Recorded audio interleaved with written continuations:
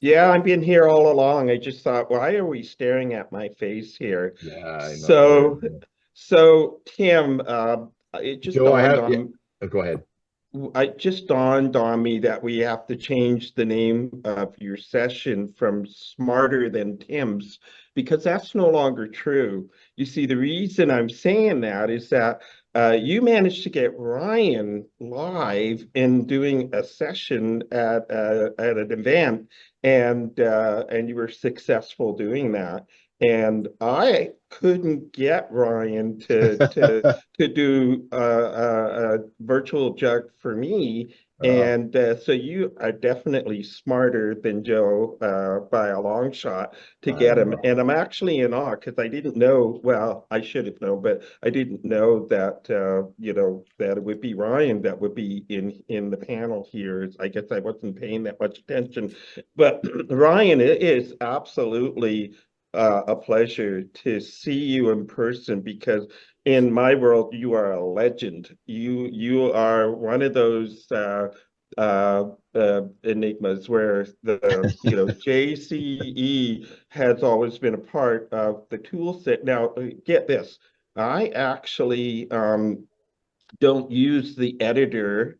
I turn it off, but I always have JCE in there and I will turn JCE on for very specific things that JCE does that is just great. One of the earliest things that I used to use it for was to get the non-SEF links to put in when you were creating a link. So a Joomla best practices was not to put the alias in there because then if you change the alias of the article, then the link was broken. But if you put the non-SEF URL in there, that alias could be whatever you change it to whatever you want it, and your link was still good. And for that reason alone, JCE was a permanent part of the tool set, and I thought that was incredible. And it's such a great tool. I Thank, I I I could blather on, and I'm actually willing to concede the rest of the time that we have here from me back to you, so we can learn some more stuff about your awesome tool. So, Joe, the reason that Ryan came on today was I said, what would it cost? He said he'd do it for $750. And I said, will you do that for Canadian? He says, yeah, okay, I'll take Canadian. So Ah, that's great. Zimbabwean. Yeah, yeah, yeah. I don't know if you want, Joe, we can continue on. Well, no, no. I mean, I looking at your talk, yeah, it looked really interesting to me. So Okay, all I right. think it's a So little bit more important in this. I mean, a lot of the stuff okay, we'll you can get get to Ryan on. just by digging. Ryan, I'll get you on my channel then. Okay, Joel. Here's a question for us to talk about. I A number of times I have re- more often than I care to admit, I have been emotionally hurt by clients who moved on and did not suddenly changed their appreciation for all the things I was doing, feeling good for helping them and not charging them for. What's wrong with me? Yeah, there's probably a medical condition that you can Google and associate to that. Maybe not, but we do things to help other people. It's the nature of kind of community and open source. We really want to help other people, but oftentimes we don't realize that that person that would do something like that actually doesn't understand the value that you represent for what you do for them. And there's an old song there's a line in an old song that says, you don't know what you've got until it's gone. And then you realize, oh my goodness, this person did something really amazing for me, and I didn't realize that they made it simple or they made it convenient, and I didn't, and they walk away and they do something else. I've actually had clients that said to me, Joe, I'm not going to be doing what we've been doing for the last couple of years together. I'm going to do something different. And the one thing that I am going to regret is not working with you because I really, really enjoy working with you.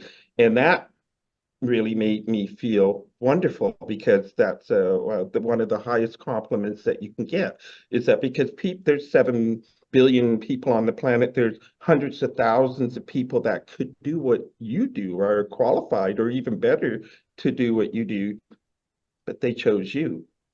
But then, your question is, they walked away and now I'm hurt. Well, one of the reasons you're hurt is because, well, you were emotionally invested in that person for whatever reason you were. But let me tell you this, is that you have to be very careful, because you can get yourself in a very bad spot. You have to put food on the table, you have to pay your bills, you have to be valuable to someone in order to be able to get that with your needs, right? So I supply something and then I get what I need.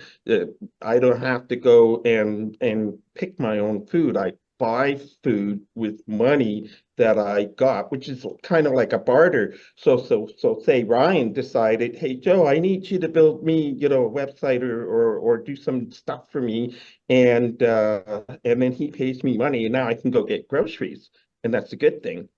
So here's the kicker, and I learned this a long time ago, because I come from a sales background, and I learned this from what I would call one of my very first mentors in sales. And I got hired by this company to go sell for them. And on my first day working for them, I got called in by the guy that hired me, and he said, "So what's your plan?" I said, "Well, my plan is I've got this list, and I've got like 20 names on this list, and I'm going to go and I'm going to solicit try and get business from them." And he says, "No, no, no, no, no." He says, "There's too many names on that list."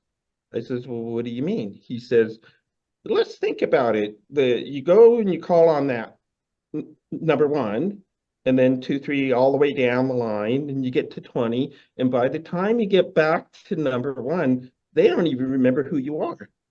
Well, what's happening is that if you cut that list in half, then you're calling on people, and very quickly, some of them will say no, and please take me off your list or whatever, and you will get business from some of them. And in the beginning, what's going to happen is you're going to basically take whatever you can get, because, well, like, I have to have 10 clients, and guess what? Most of them, maybe the majority are not great clients. They're just somebody that was willing to give you some work. And then the game plan switches from, I finally got 10 clients, and now I rank them, and I try and replace the bottom one with a better one.